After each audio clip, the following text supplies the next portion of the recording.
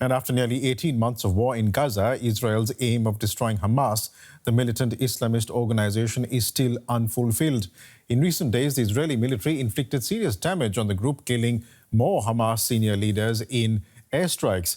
Yet, Hamas has shown that it is able to absorb major losses and can still fight and govern. Here's more on what Hamas looks like now and the danger it still poses to Israel. Hamas fighters out in force, releasing Israeli hostages in January. A show of strength as the militants re-emerged after months of hiding in tunnels. There are no precise, independently verified figures available about Hamas's strength. Israel estimates that Hamas had more than 30,000 fighters at the time of its terror attack on October 7, 2023, and Israel claims to have killed 17,000 since then, but has not provided evidence. However, Hamas may be able to fill its ranks with new recruits quickly. Last year, an Israeli military analyst also told DW that 70 to 80% of Hamas's arsenal had been captured or destroyed. Senior leadership has also been decimated.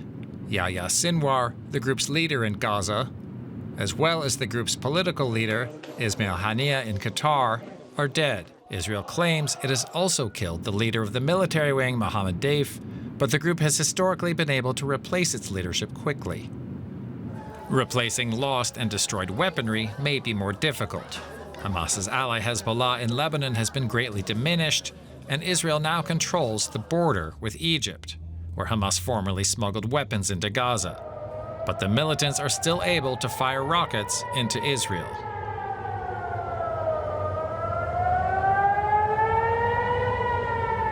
The group also maintains an extensive tunnel network under Gaza, used to launch surprise attacks on Israeli soldiers and to hide men and weapons safe from bombardments. Israeli Prime Minister Benjamin Netanyahu swore to destroy Hamas when Israel started its military operations in Gaza. But after well over a year of grinding, bloody conflict, that goal still seems far off. All right, let's get more with Hans-Jakob Schindler. He's a senior director of the Extremism Project, an international organization that publishes research and policy papers on extremism and terrorism. Welcome to DW. Mr. Schindler, does Hamas remain a lethal threat after nearly a year and a half of war? Well, I mean, it depends on what you define as a lethal threat. Obviously, Hamas is not in a position to do something large-scale like the 7th of October anymore. There's also not longer any real organized military resistance inside Gaza. But what Hamas's capability is that it retains is to do pinpoint attacks and terrorist attacks. We've seen a couple of those even in Tel Aviv, now organized out of the West Bank. So it remains a terrorist group, but it's no longer the organized, larger scale fighting force that it was in October 2023.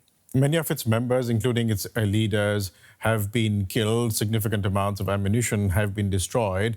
So how has Hamas changed the way it operates in response to all this?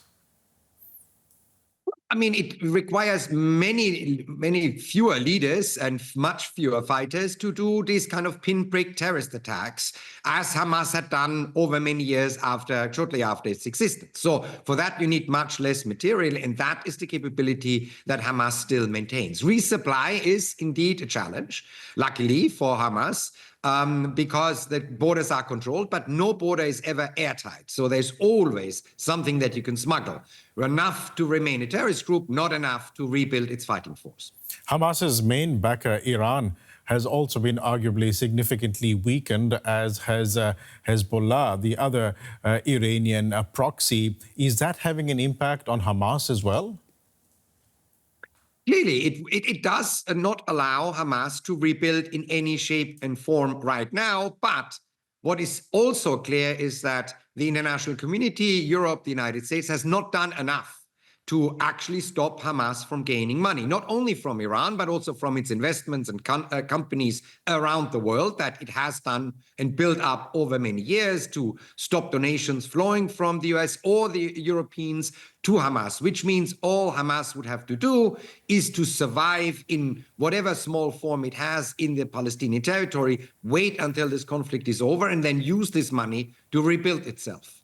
We've talked about this in the past. There was always a fear that the kind of assault and the way Israel is carrying out its campaign in Gaza would lead to a surge in support for Hamas. A, has that happened? And B, does Hamas have more recruits it can draw on? Look, I mean, clearly this military operation has radicalized large parts of the Palestinian community. We have seen how much anger there was on the streets of the US and Europe as well. But if you are in Gaza, you really have no choice because there's only the Israeli army and there's Hamas. So it's really hard to gauge how much conviction is there and how much pressure is there on Palestinians in the Gaza Strip to join the fight. Benjamin Netanyahu had sworn to destroy Hamas. That is one of the stated goals of this entire campaign in Gaza. Does this remain realistic nearly a year and a half after the start of the war? I mean, Hamas is an ideology. As I had said at the very beginning, you cannot destroy an ideology. You can degrade its military and terrorist capabilities. But what it would require for Hamas no longer to rule Gaza is to finally make a decision who should rule instead of Hamas, not just in an administrative sense, but also what police forces, security forces are going to be in Gaza. Is it going to be the Israeli army from now on going forward, or is it some kind of other international force that's supposed to be taken over? If that decision is not made, the situation, the virtual stalemate where Israeli fights and Hamas does terror attacks, this can go on for an extremely long time. But how much influence does Israel really have on this, or for that matter, the international community, given that Hamas has proven resilient and continues to be there? Is there really an alternative to Hamas in Gaza?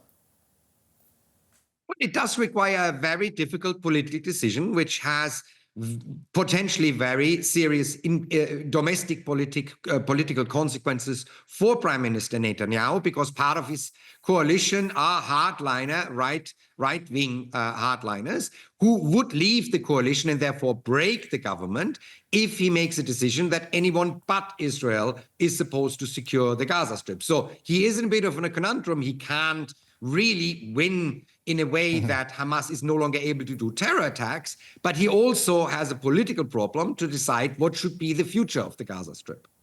We'll leave it there for the moment. Hans-Jakob Schindler with the Counter-Extremism Project. Thanks so much.